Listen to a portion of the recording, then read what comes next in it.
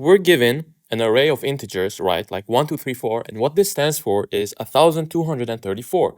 And we're asked to return an array plus 1. So if we had 1, 2, 3, 4, that would stand for 1,234. We'll add 1, we get 1,235, right? Easy. If we have 19, we get 20. Easy, right? Now, the only hard part really about this question is if you have 99 and you want to make it 100, right? How do you do that? Well, actually, in these kind of problems, I find it very easy to solve them if you think about how you would do it in real life, right? In real life, if you had 1,235 and you wanted to add 1, right? You would do an addition table. You would take 1, you would add it to the right? So you would add it to 6, you would get 6, and then you would add zeros, 1,236.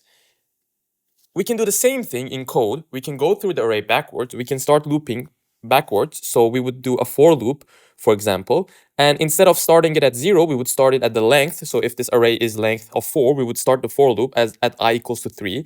And we would have it go down until it reached like I 0. I know I wrote that wrong, but yeah, this should be over here. Yeah, like that. Well, what if we had 29 or 299? How would we do this in real life? Well, we would write 1 and we would add 1 to 9, right? And we would get 0. Okay, so we'd add a carry here. We would add 1 to 9 again. We'd get a 0 again. We'd add a carry here. 1 plus 2, 3, 300. How would we do this in code? Well, we will say if the number that you're on, or whatever, number I, right? Now I'm writing this out, but if the number I like equals to 9 in your array or whatever, make it 0, else the number I plus equals 1, and then you would return, right? You would exit the loop, because every time you add a 1, you want to exit the loop, right? So again, how this would look like is we would have 299, our code would run, it would check, this is 9, right? So it would change the array of 299, it would change this to 0, and then it would loop again, right? Because it's not going to run the else loop, and then again, it's going to check, okay, it's going to set it to 0, and then it's going to check it's not 9, it's going to run this else loop, it's going to come here, it's going to add a 1.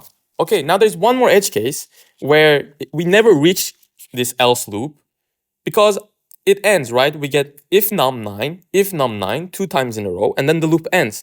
So after this loop, we would know definitely that this array has all zeros, right?